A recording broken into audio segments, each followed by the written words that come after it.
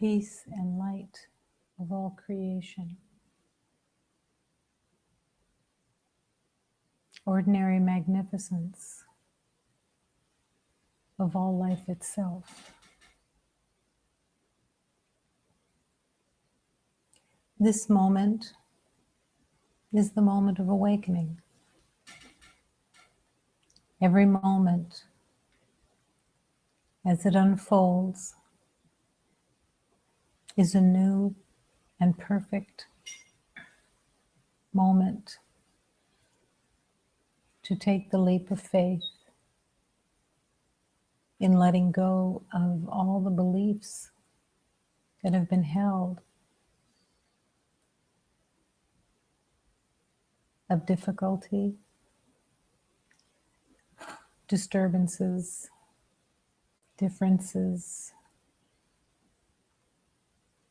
levels and degrees of all of these seeming differences. The Maya, the mirage, fantasy, the trance. All different names for the same belief system of separation.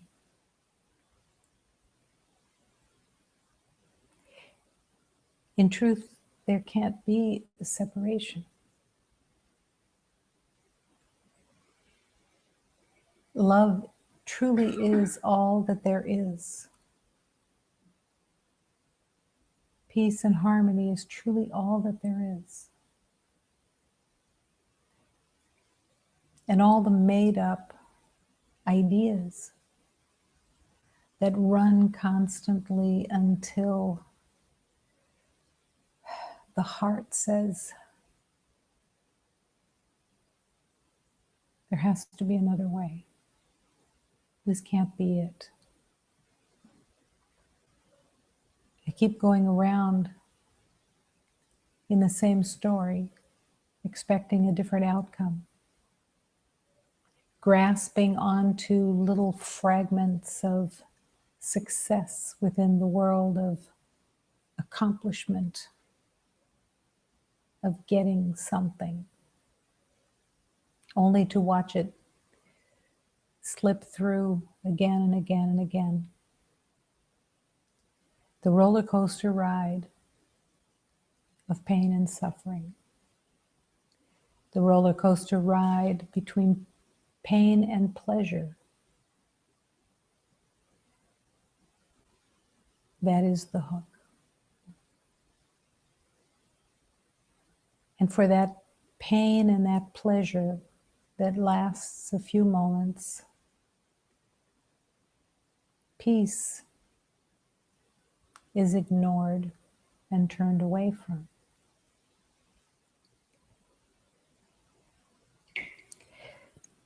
Love is calling to surrender the great addiction,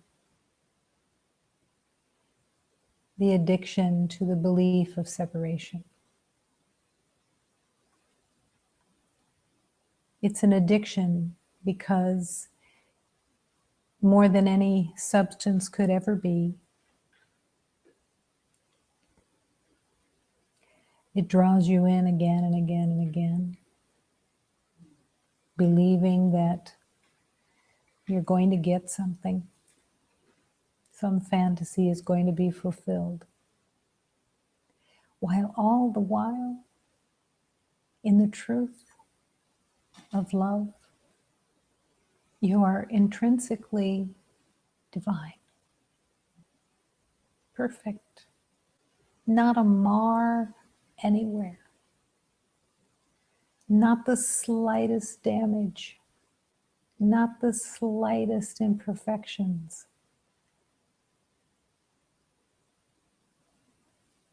The mind that made up separation can't even conceptualize perfection. The mind, in its pain and suffering and its belief of separation,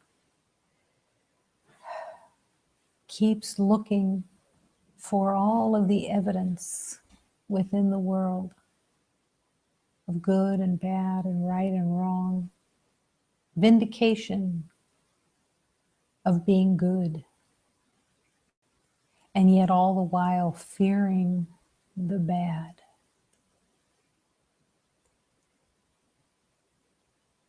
All of this is being called to be surrendered, surrendered into the hands of God, surrendered to be just extinguished because it never was. The game that is so seductively played and so rehearsed, so extremely rehearsed, that every beloved has spent lifetimes rehearsing of how to manipulate and how to maneuver within the world, trying to prove worth, trying to get love from something outside, looking at the same time for vindication of worth, and at the same time having suspicions of betrayal everywhere. And then seeing those betrayals show up again and again and again because they're so perceived, so believed in, that through the beliefs they appear. And that is the divine journey, the recognition that, oh, everything that I believe in keeps appearing because I believe in it. I make the world I see what I believe it is. Reflection constantly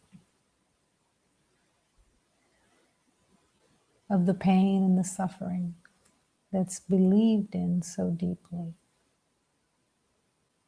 and all held together by the fear of death.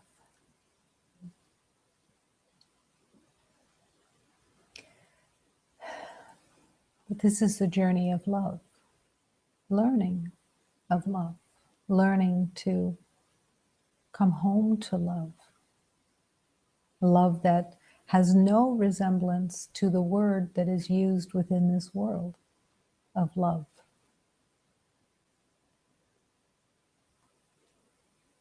But beyond comprehension, the brilliance, magnificence, the eternal light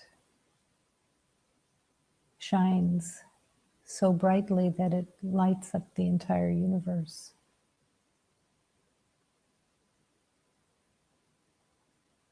That is the coming home.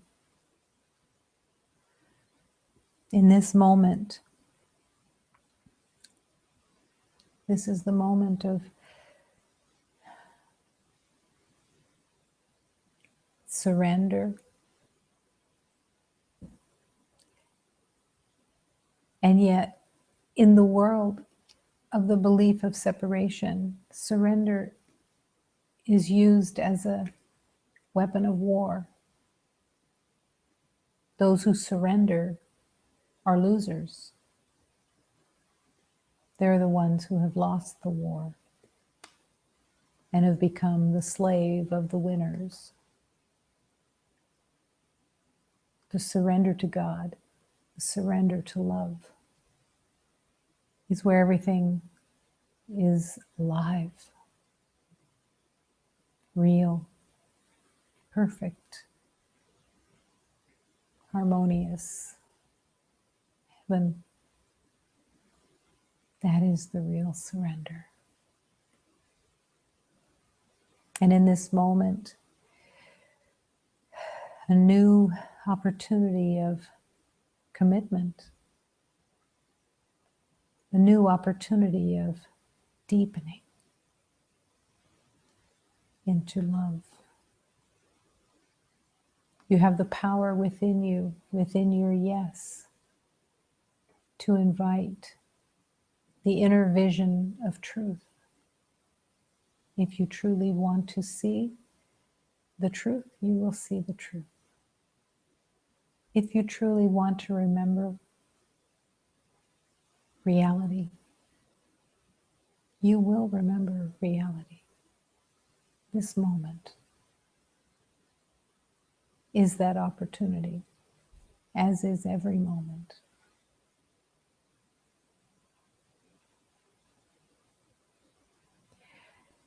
So in this moment, finding the willingness of the heart to surrender this day,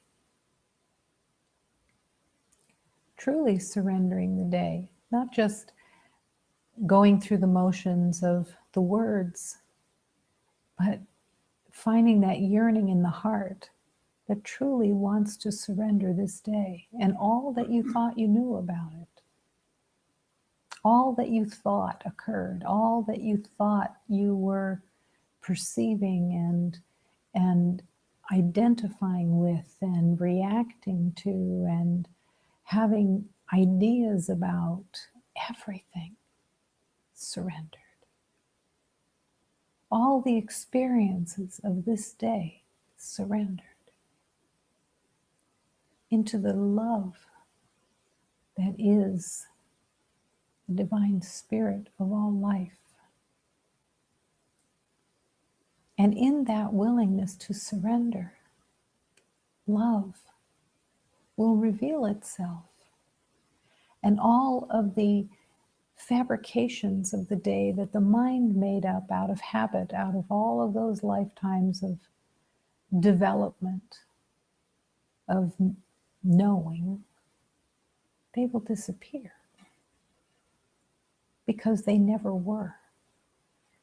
Every single thought and experience and reaction that was not peace and harmony in this day is a fabrication, totally made up,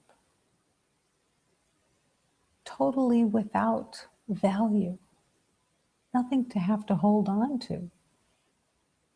Imagine that you try to hold on to what you thought you knew about today to save it for tomorrow when it was illusion to begin with. You even want to write it down and keep it so that you remember things that were totally made up. While all the while, love is calling you to just be here, present in this moment. Just this moment. Surrendering the past. 2 seconds ago, surrendered. Not here. It's not here. 2 seconds, 2 minutes, 2 hours, 2 days, 2 decades, 2 lifetimes, all of it surrendered. And with that surrender, the willingness to surrender the future, to really give the future 2 seconds from now into the hands of God, trusting the power of God, trusting enough to put the future into the hands of God, willing for it to unfold in the perfect harmony of God's love, where you no longer are trying to control, manipulate, and defend the future out of fear and out of the past knowing of separation. The future can be glorious when you remember that it's God's, and that you can rest and relax because the future will unfold in harmony.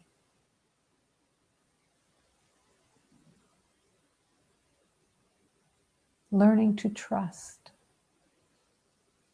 in something beyond the knowing of the past, where all the trust has been given, but now trusting in the power of God. Trusting. And in this moment, truly willing to be here, bringing intention to focus here. The mind wants to wander. That's the habit. Wants to even multitask. It's very proud of its multitasking abilities.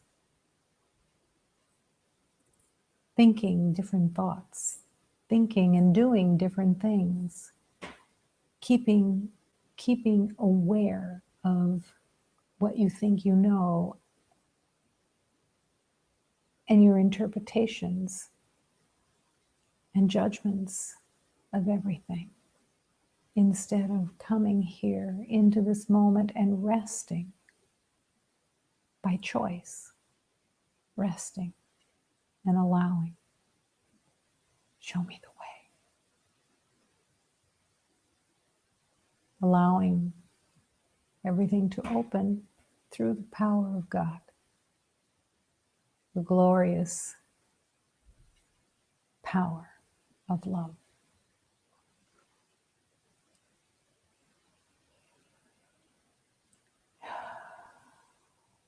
In this moment, the willingness to surrender everything about the identity, all self-concepts, all ideas, not having to know what they are, but just the willingness to surrender.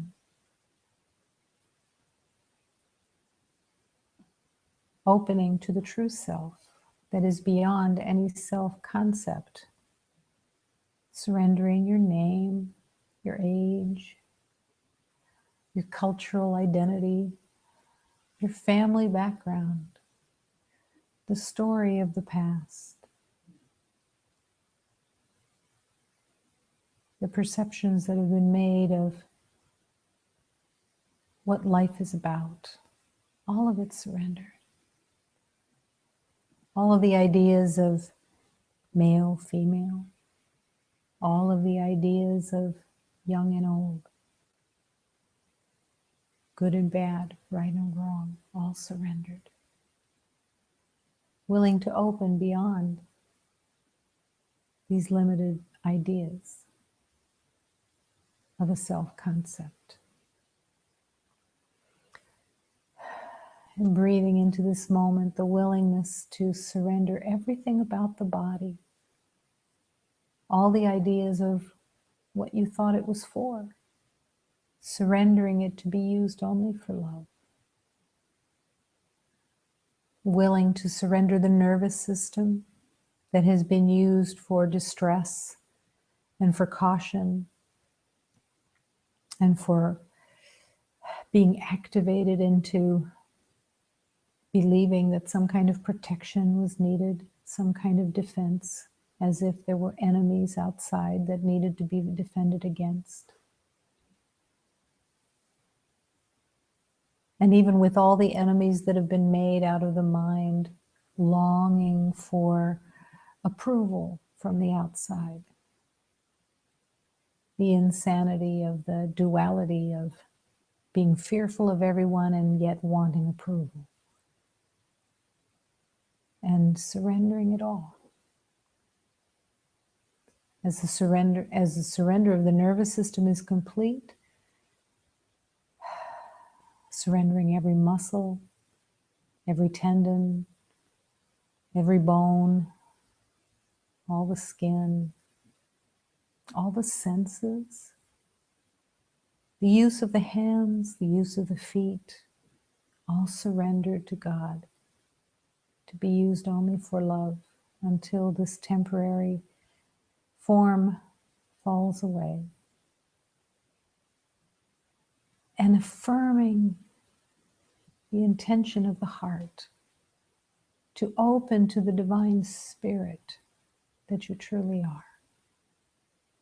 The divine spirit, the Holy Spirit that cannot perish and cannot be hurt, cannot die.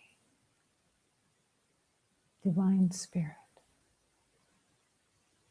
light of God, perfection of creation, timeless beauty, the yes of love. And in this surrender, the willingness to accept that here in the infinite circle of love, we are one, truly one heart, infinite in oneness. No one left outside this divine circle of love, holding everyone in complete equality, no one having more value than another. All value of every beloved being totality itself in the oneness of love.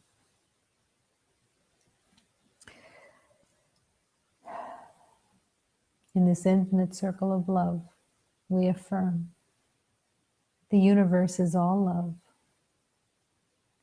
Nothing is outside that love that has the life force of God. Everything is the life force of God. Everything that lives is the life force of God. Every molecule, every element, everything,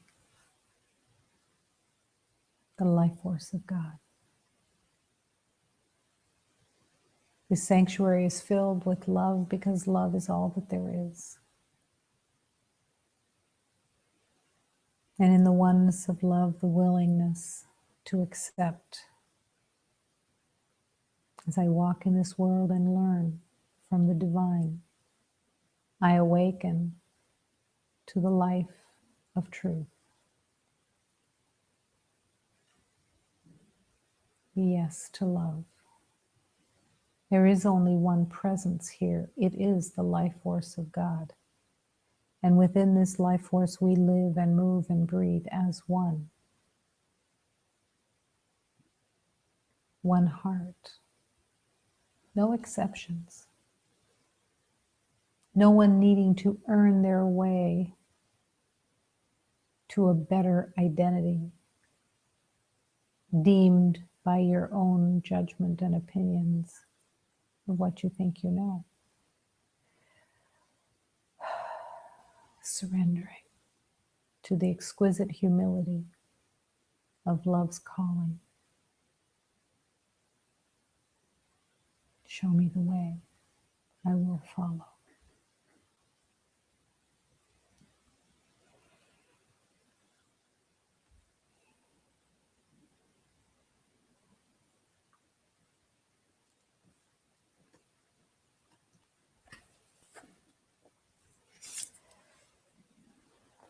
Allow these prayers to permeate through your heart with the intention of being transformed, no longer willing to stay cautiously separate,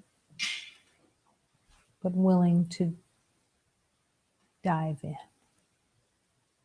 With that intention, everything of love is realized. I feel your tenderness, I feel your tenderness, I feel the tenderness of your ever-loving hand. I feel your tenderness, I feel the tenderness.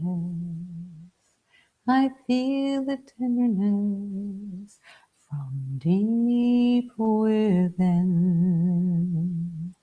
I feel your mercy, Lord. I feel your mercy, Lord. I feel your mercy, Lord, of your ever-loving hand. I feel your mercy, Lord. I feel your mercy, Lord. I feel the mercy, Lord, from deep within. I see your beauty, Lord. I see your beauty, Lord. I see the beauty, Lord, of your ever-loving hand. I see the beauty, Lord. I see the beauty, Lord. I see the beauty, Lord, from deep within. I sense your truth, O Lord. I sense your truth, O Lord. I sense your truth, O Lord, of your ever-loving hand. I sense your truth, O Lord. I sense your truth, O Lord. I sense your truth, O Lord, from deep within.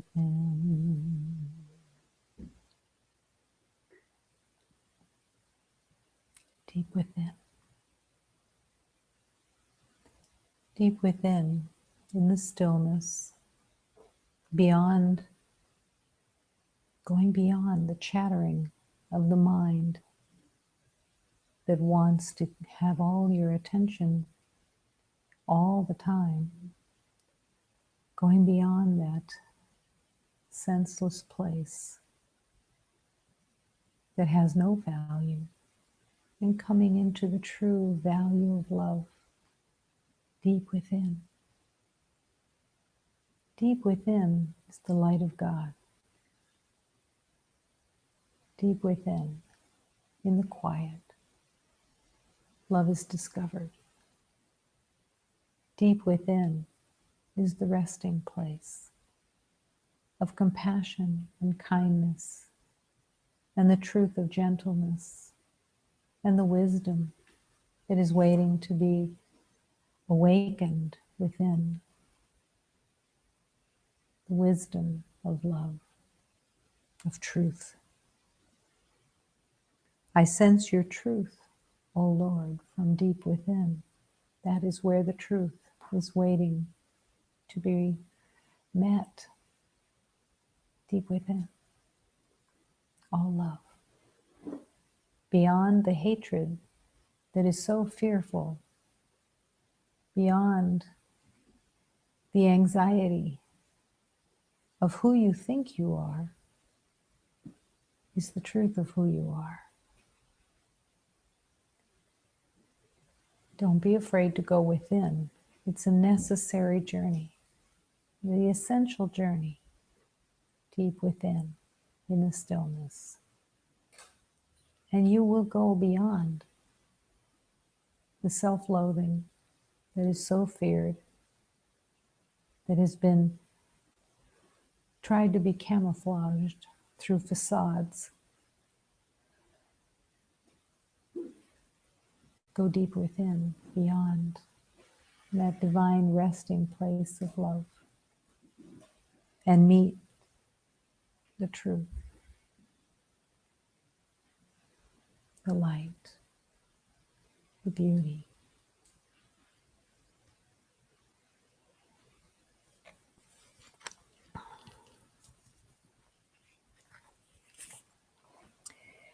The dawn has arrived resplendently. The dawn has arrived of this new day, this new moment. The divine light of God is there with the Divine Mother, waiting waiting on the altar of love to be met in the stillness. The dawn has arrived, illuminating resplendently the new day, the new moment, where you begin to really see the light of God with your heart in every moment of every day, by choice, by the rejection of the lies of the past, by the surrender of all that was made up into the bonfire of love, burning away all of the concepts of separation. Resplendently in this new day, my mother is here, with open arms and with her roses of crystal purity, waiting in the stillness to be met, to be joined with. And the heart becomes resplendent and blooms with all of this love. The resplendence of truth. My mother is here. She is here with the Divine Father in great jubilation, all joy, all beauty, all grace, right here. Resplendently illuminating, it is dawn and the sun has risen. The moment of rebirth, of remembering that only love is reality, the truth of love, all harmony, all peace, all light, all joy. And in this resplendence of the divine light, our Divine Mother brings us to the awareness of purity and to the awareness of a new life, being born in this moment. The sun has risen, illuminating. Let us all receive the truth of love in this moment. With our divine intention, the power of transformation occurs through our divine intention. We hold this power within our choice. The yes to accept peace and refuse the turmoil that has been made in the belief of insanity and separation. The child of God is here, this divine and innocent child that is always the child of God, is the love that is the truth of every heart as the one heart, as love is accepted as the only reality.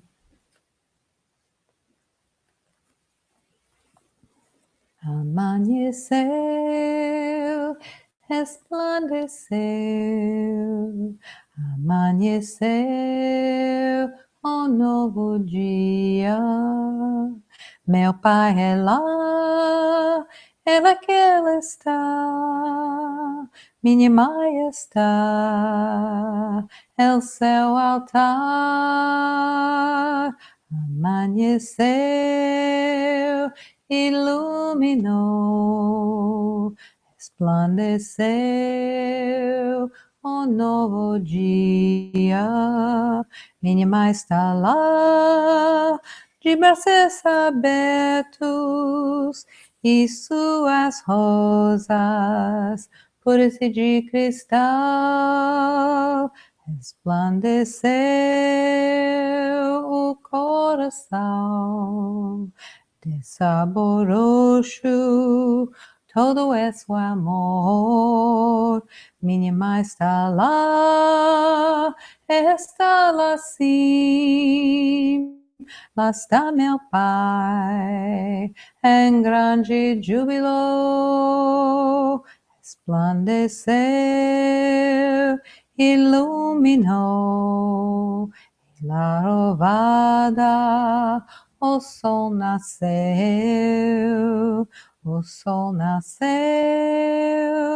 iluminou, vamos receber o Salvador. Ele é menino, ele é o amor que agora chega os corações.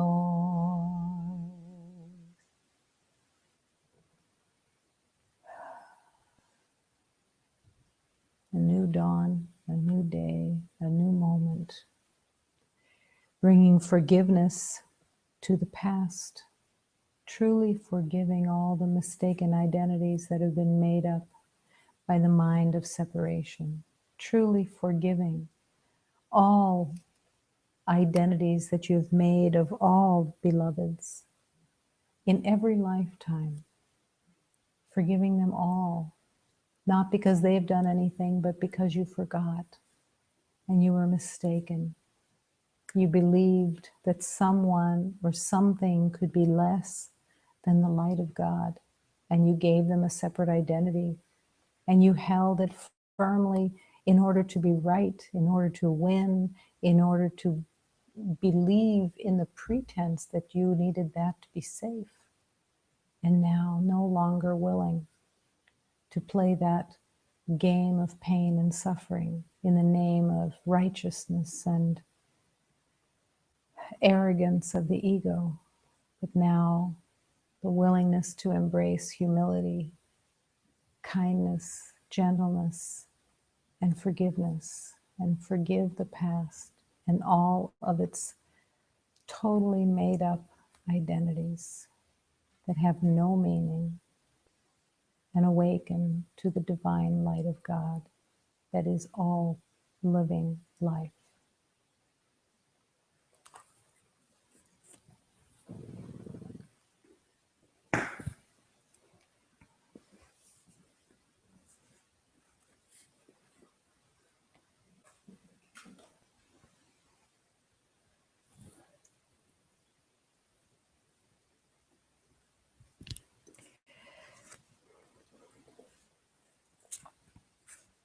Now is the time.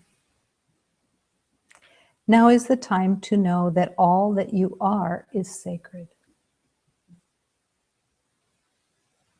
Now, why not consider a lasting truce with yourself and God?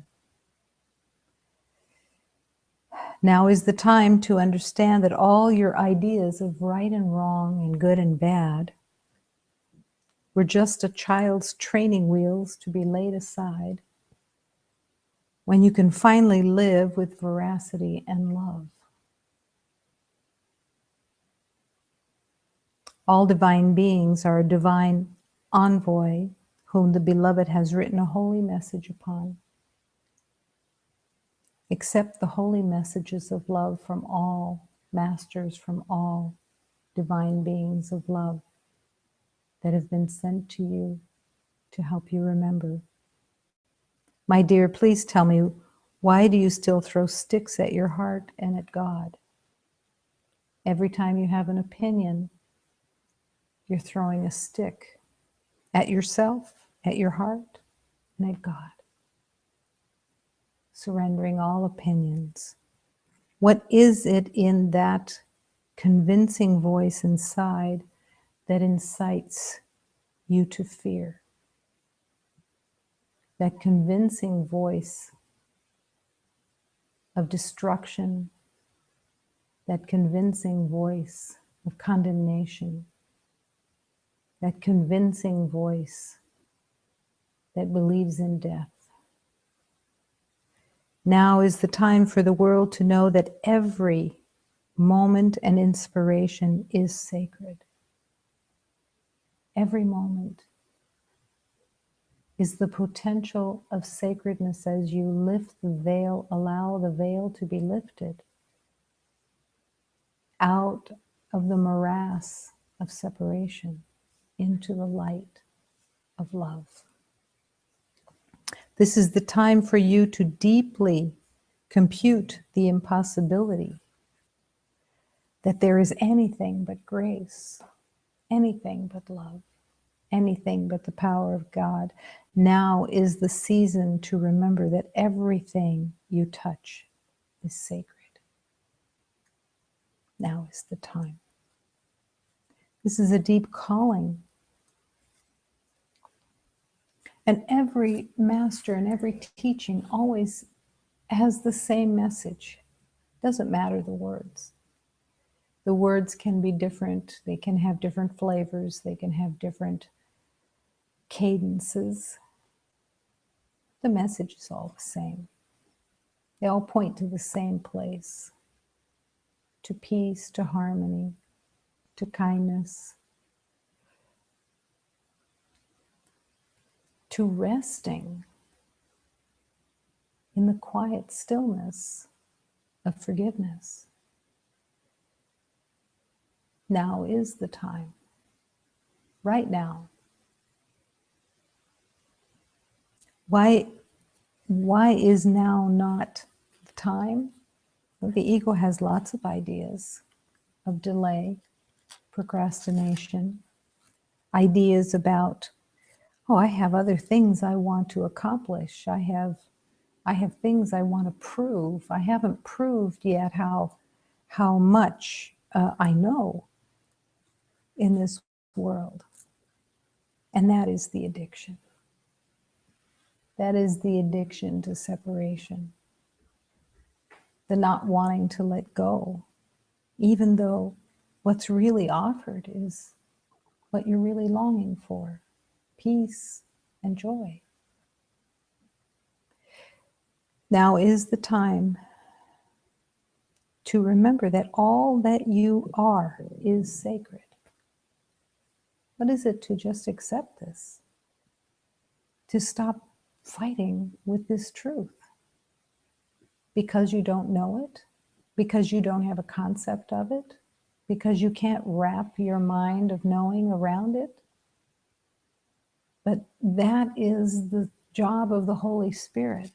That as you surrender, the Holy Spirit will take you into that sacredness, will take you into the universe of sacredness, where you truly live, the perfection, the pristine beauty of all that is perfect. There isn't a separate world. That's all that there is. The rest is just made up. So now is the time for you to remember, because as you say yes, and that's the only thing that's needed, is your yes, your willingness to be led. Why is there such a fear of this? It's a sham. It's a game that's been played. The fear says, I will be without. If I go into perfection, I'll get lost. And I won't be able to prove my worth anymore. I won't be able to make it to the top ahead of everybody else and win. But love keeps calling you to have a truce. Why not consider a lasting truce with yourself and God? Why would anybody believe that a truce is needed between you and God, except that you have believed that God was the problem, the fearful projection, the judgment, the wrath, the condemnation, that you have to prove yourself worthy of returning to oneness. But all of that guilt, all of that blame, all of that judgment was completely projected onto God. There is no wrath in God. There is no wrath in the universe that wants you to submit yourself with wrongdoing and admit to your sins. Forgiveness is about recognizing that all of your thoughts of separation were just a mistake, just a wrong turn down a road that led nowhere. And it didn't do anything, and it never has done anything. your return to oneness is natural because it's where and what you truly are, beyond a concept, beyond an identity, beyond a body. It's all that you are, one with everybody. Every beloved, everything of creation, all in oneness. Again, the mind can't conceive of this, but that you would need a lasting truce with God just shows the insanity of the mind, of how fearful and what a hoax it's been to believe in separation, that you have to prove your worth. All the proving is all the lies.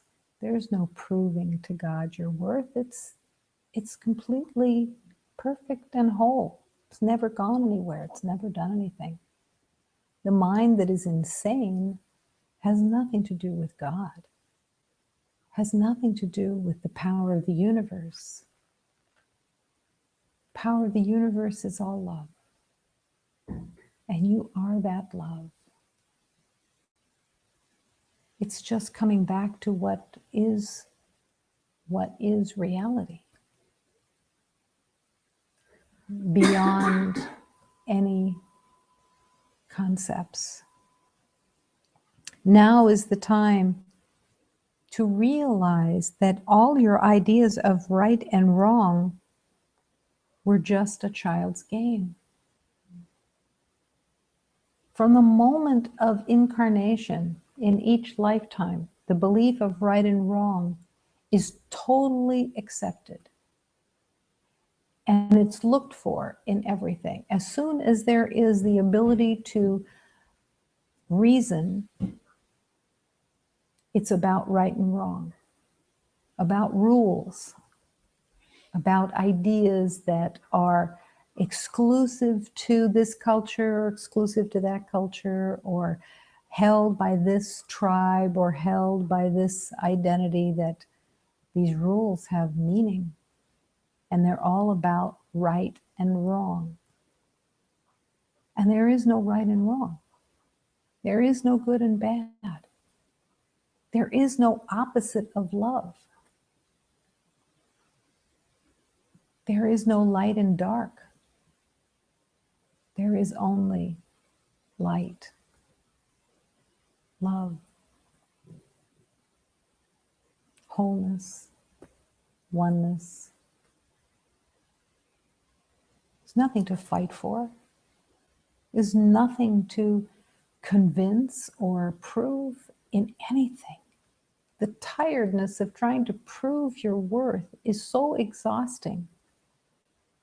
It's so debilitating that you have to be worried constantly about whether you're doing a good job. There's no one judging you except your own mind. There is no judgment in the truth of God. None. There is no judgment. God is not watching you and keeping score of your accomplishments. That's only the game that the insanity of the mind plays. The scorekeeper's in the mind. It's not of God. And that's what's being called to be surrendered. But it is a big leap of faith. Absolutely. Because when you begin to uncover and unravel with the help of the Holy Spirit, that all of this insanity starts to unravel, you begin to see, oh my gosh, this is a whole system that I made that is insidious in condemnation. Insidious. And one of its essential elements is projection. Because you can't stand the self-loathing from within. So projection is used by the ego to make it about someone else and something else. So that it's always out there And you're going to find how to protect yourself, how to defend yourself, how to prove yourself against something that's out there, when it's all coming from the mind. And that's where the healing is. To surrender the heart into the hands of God, to surrender the mind into the hands of God, to be washed clean and return to love. You don't need a truce with God, except that you believe that God has been your enemy, the problem. There is no problem because there is no separation. The addiction to the belief in problems is greater than any addiction that the world has made. The addiction to problems, to wanting to see everything through the belief in problems. And if you don't have enough problems, you're going to fabricate some more. And finally making the connection of cause and effect, that if you could just surrender and would surrender all your beliefs into the hands of God, you would see that there is no problem. That all of the idea of what's been projected out and that there is a problem out there that you have to protect against never was. There is no enemy out there. There are no creatures that are waiting to kill you and maim you and destroy you, except in your own mind. The fear of disease, the fear of everything in the world, whether it's animals or germs or whatever it is, it's all part of the attack system that the mind has made up, in the belief that you can be hurt and that you have to protect yourself. And the worst enemy on the list is others. Other people that are not nice, are bad, they're wrong, they don't live up to their potential, they lie, they make mistakes, they only care about themselves, they're narcissistic, they're this, they're that, not realizing that the mind is making all that up. The mind is the narcissistic center of the ego's domain. The narcissism of the mind is that it has to be all about me. It has to be, how do I survive? How do I preserve? How do I protect what I own? How do I make sure that everybody is knowing how I'm going to protect myself and defend myself, and that's the right thing to do? This is all insanity that's been made up. All of it.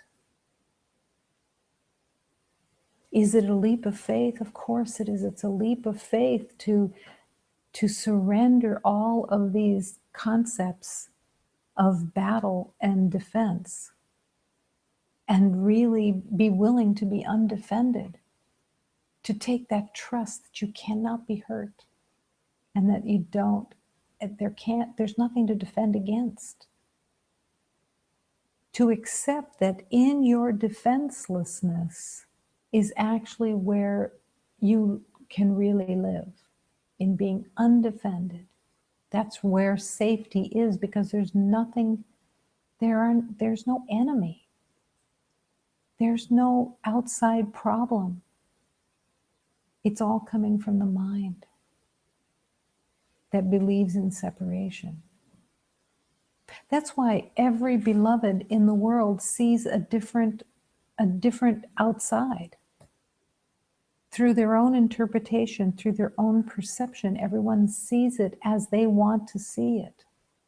You see what you believe. And each beloved has their own way of seeing it that is exclusive to their own mind of separation. It's all the same. It's all the belief of separation, but the flavor of it is what you see it as according to your belief of who you are.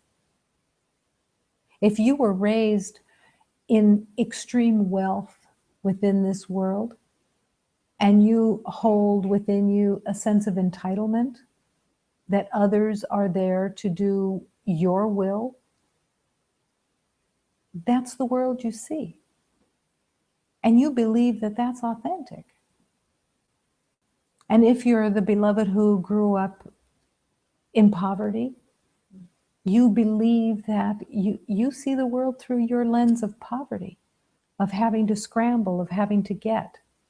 If you believe that you were unfairly treated, which is pretty universal for everybody, in the belief that you were unfairly treated, you have your evidence of the past, and you use it as a weapon to stay separate and to stay guarded and protected, and to learn how to build facades that can protect you from the rest of the world. All of this is made up. Doesn't matter what the story holds, doesn't matter the identity that you made, it doesn't matter if you believe you were born with a silver spoon in your mouth, if you believe you were born in poverty, if you believe that you were unfairly treated, that you were a slave in a past life. Everybody is a slave to the ego identity. Everyone. To be a slave to love is to begin to awaken. It's not the same slavery at all. It's the happy slavery where you just melt into the oneness, serving love in every moment. But every single identity seems to be unique, and that uniqueness of identity is what gives you further proof that the ego is real. How could the ego make so many identities so unique? That's the flim-flam game. That in the belief of all these unique identities, you believe they have to be real. They're so unique. But they're all the same. They're all the same belief in separation. They're just different forms, different costumes, different stories, different flavors to the same belief of separation.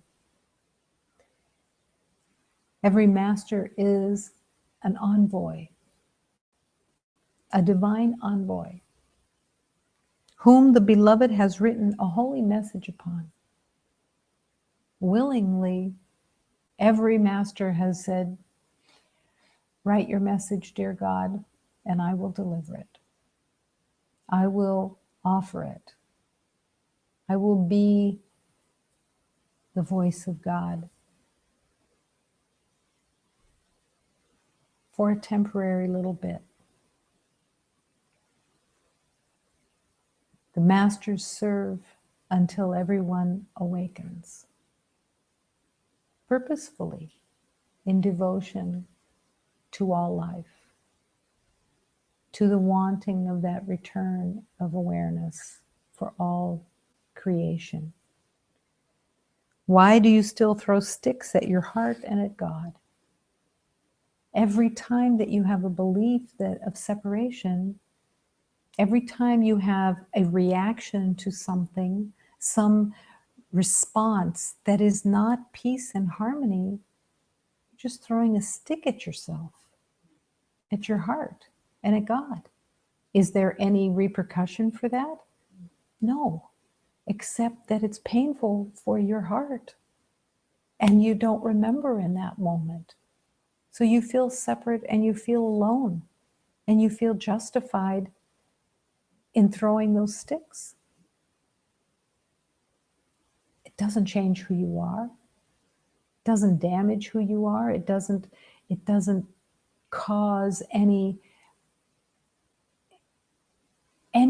that says you're not the light of all creation, but you aren't aware of it. And when you're not aware of it, That's what suffering is. That's what pain is. The sleep state of believing that you are deprived, that you are without, that you are less, that there's something to prove, that there's something to protect, that this body is in need of a deep protection because you believe it's who you are. But God is constantly calling you to step beyond this old untruth. What is it in that convincing voice inside that incites you to such fear? That fear that arises from that voice within that you listen to, the loud voice of pain and suffering of the ego, it's a vicious voice. It's vicious, truly vicious. It condemns constantly. And it can't condemn itself over and over and over again, so it starts condemning everything outside and projecting onto that. And condemnation is a very strong word, you know, and most beloveds would say, well, I don't condemn. I just have assessments and opinions about what I think I know. I judge it by some idea of what I think I know. I like it this way. I like this. I don't like this. I like this food. I don't like this food. I like this way of sitting. I don't like this way of sitting. It's all made up. And all of these likes and dislikes, all that they do is to keep affirming that you're separate and that your opinions are individually essential to you, so that you have your own little world, your own kingdom that you can protect and defend. But the most amazing thing about that little kingdom that you're protecting and defending is that in that fear of that protection and defense, you're building a prison. You're not building a kingdom. You find out that it's your prison, that you've made bars against the fears of the world, that you lock it all up, that you're terribly afraid of what might happen to you in the world. And God is calling you to honesty, to really recognize in honesty, these are my fears that I've believed in forever, and I'm still carrying them. I'm still believing in their authenticity. I'm still believing that I need to protect something. I need to protect my reputation. I need to protect what others think of me. I need to protect from the outside that's dangerous, because others are dangerous. Others are mean. What is this projecting? Others are mean. Others do not know my own best interest, but I do. No, the honesty is I don't perceive my own best interests. I have to turn to God. That's the journey of love. I have to turn to God. I have to turn to the Spirit of love and ask, what is in my own best interest right now? Show me how to see this differently. I want to see this in love. Show me a new way. I'm willing, I'm willing, I'm willing. I'm willing to step back and stop trying to defend this made-up identity. I'm willing to come naked into the world, because there are no enemies. Everything is the light and love of God. I have nothing to defend, nothing to prove, no identity to uphold. It means nothing. But the truth that is your divine light, your heart, your exquisiteness, that's never been touched by anything that has changed it in any way. It's just opening to that light that you are in the surrender of what you've made up and the learning of what it is that I've made up and the willingness to see it honestly. I made that up. It's not peaceful. I made it up. Who is it that I think I have to protect myself from? What is it that I think I'm protecting myself from? How is it that I believe I can be hurt? What can someone do? What can something do? Everything, if you follow it in the belief of fear, everything leads to the same place. The fear of death always leads to the same place. Doesn't matter where it starts. It can start with fear of the weather. Afraid of the weather? What are you afraid of? How cold it is? The body's going to freeze? Really? I don't like how it feels. I have another idea. I want it this way. I don't like this way.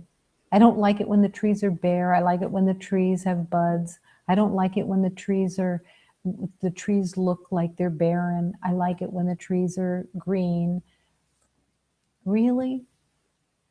Instead of opening right now, that now is the time to recognize the beauty and perfection of God that is beyond the form that you have made out of it. That the living truth is right there and it's one with you. That every bird that is flying, you can be flying with them because you're one. Or are you judging those birds as, oh, I like those colored birds. Those are nicer birds than those birds. Those brown birds, they're not worth anything. The ones over here that have the red marks, I like those birds. But I'm too busy with my opinions to actually connect with the birds.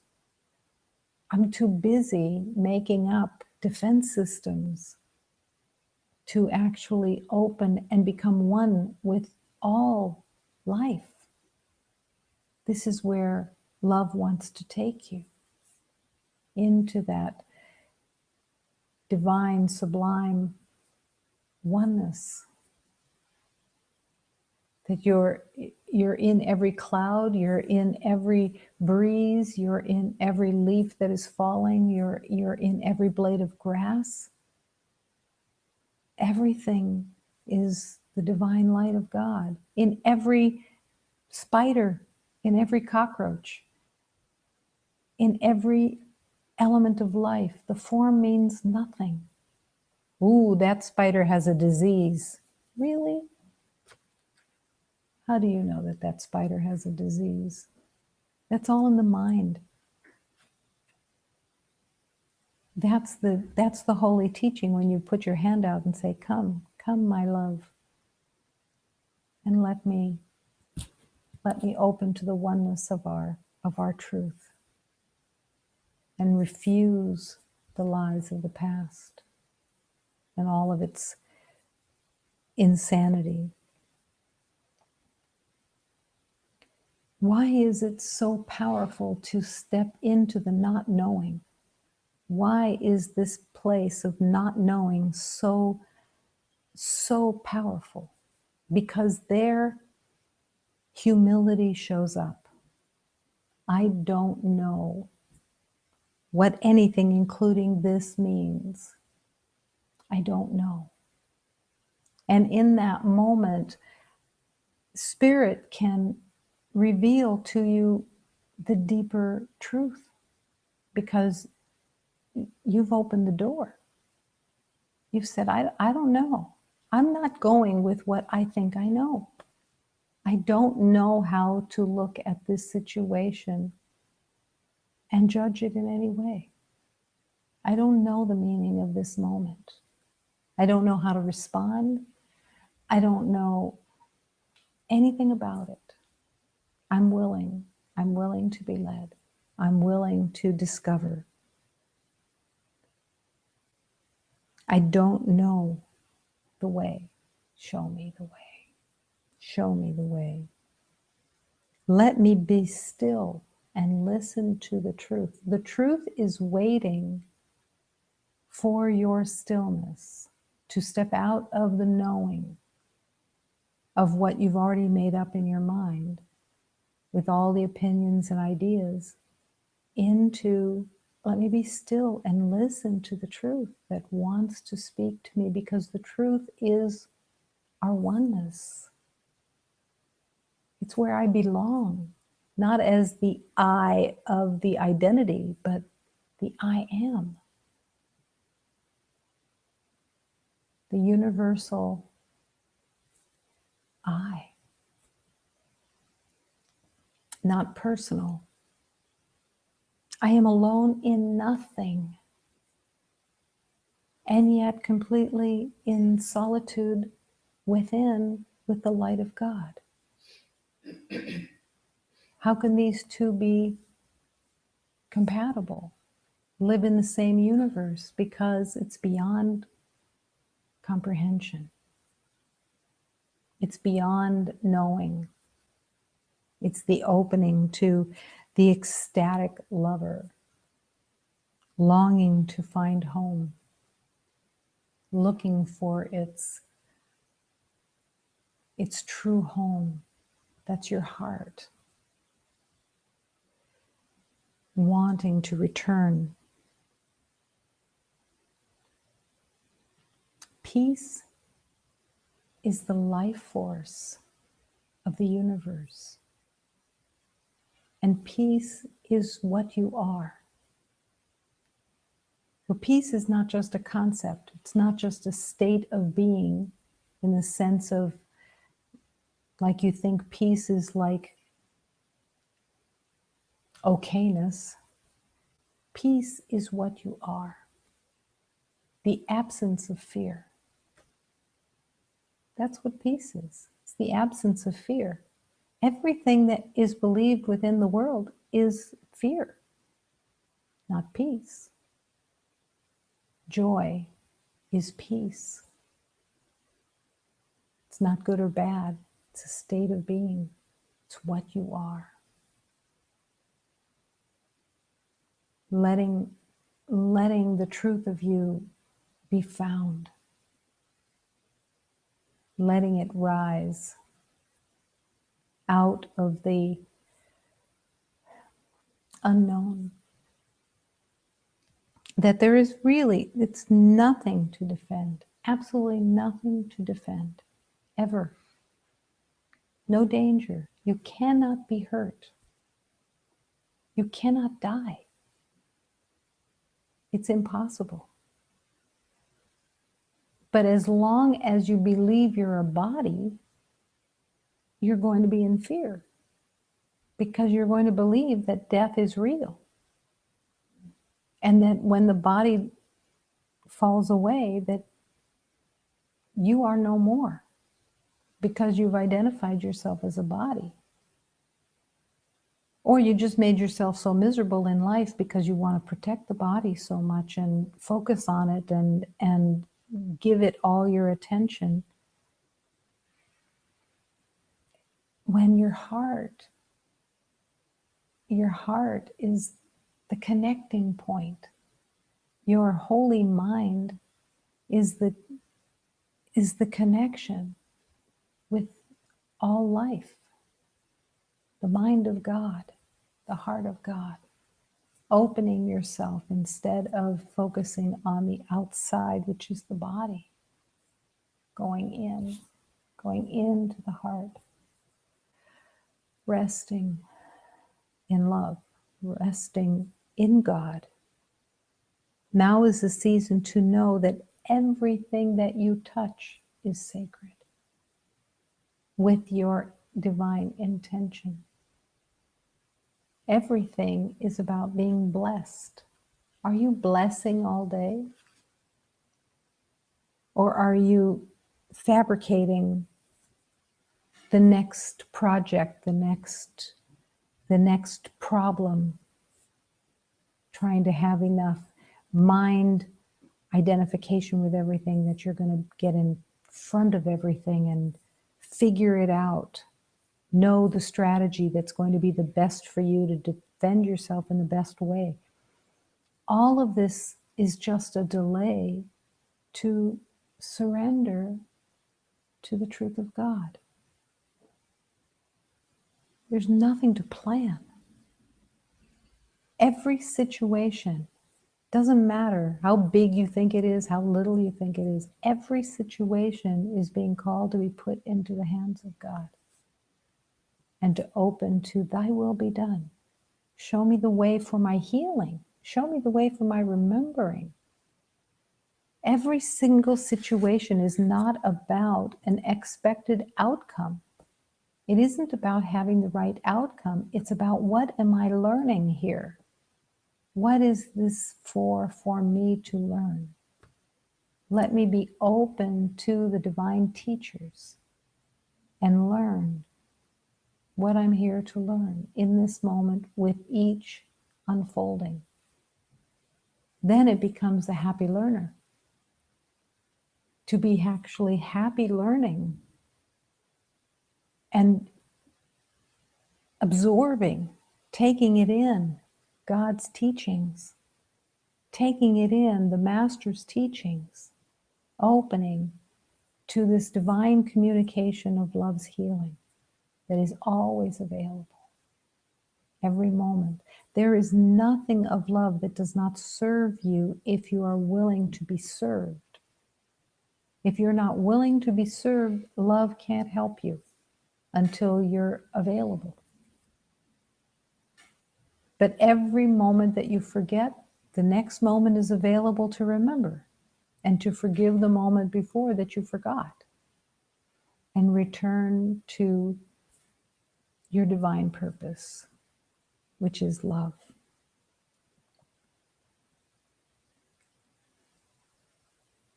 It is a tremendous temptation in the world. It's one of the great addictions within the ego system to see yourself as unfairly treated.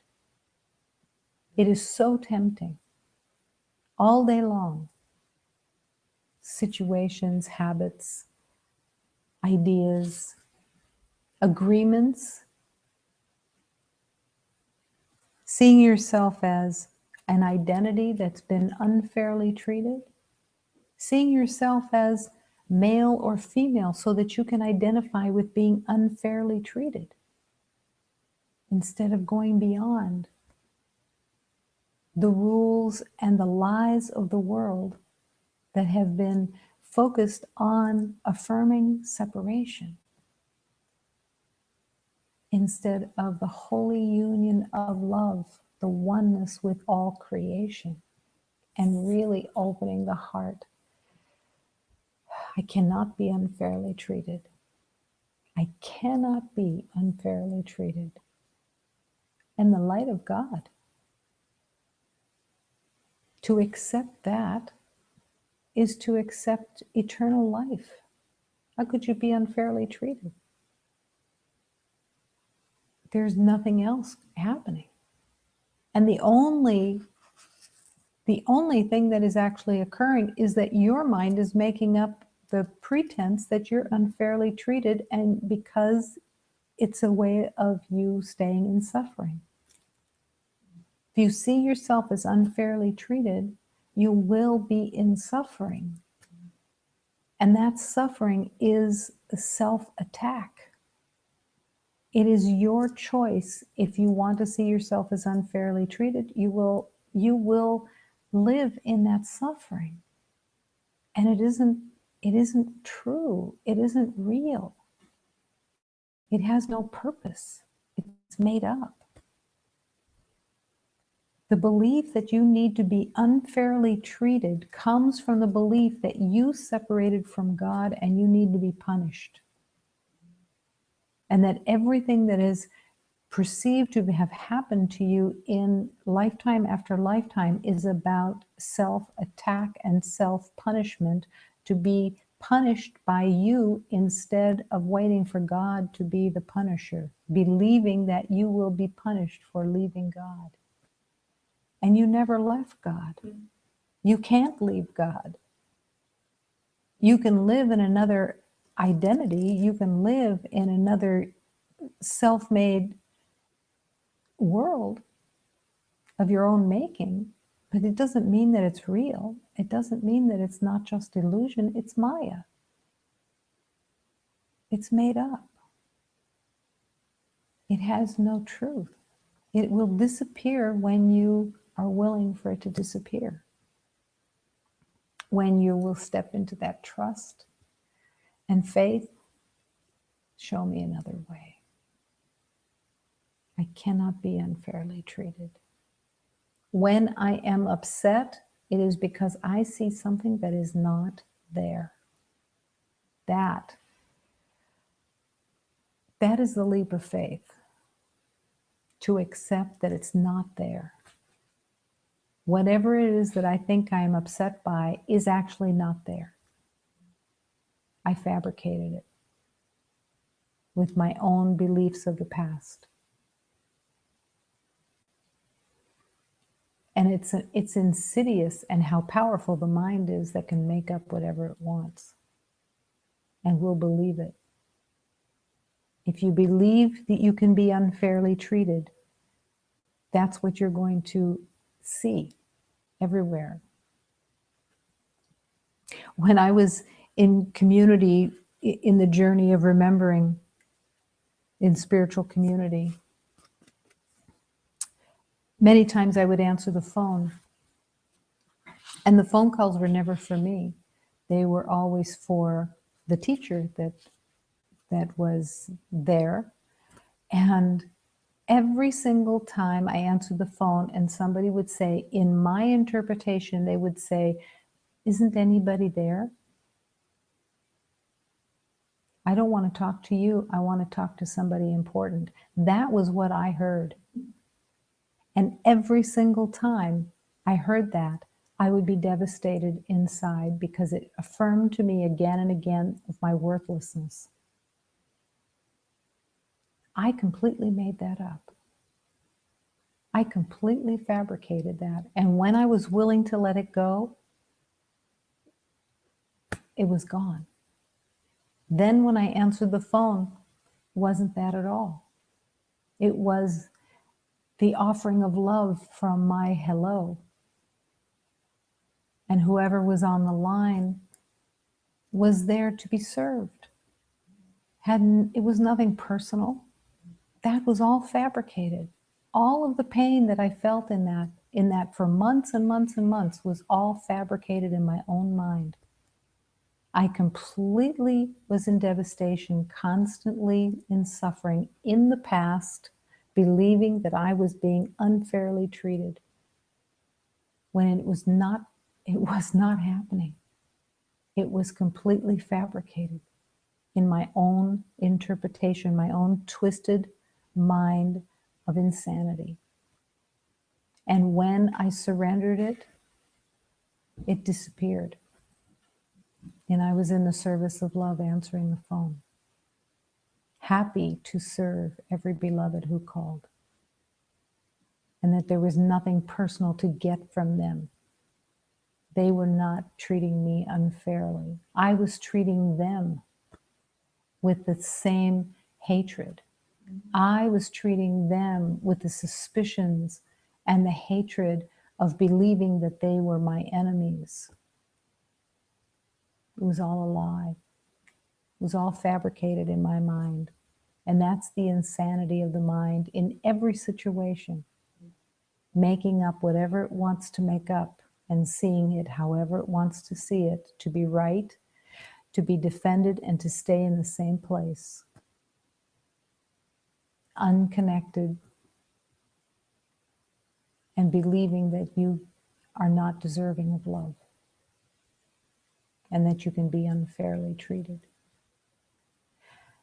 when none of it is true. And it doesn't matter which the situation is, there's millions of them. They're all lies.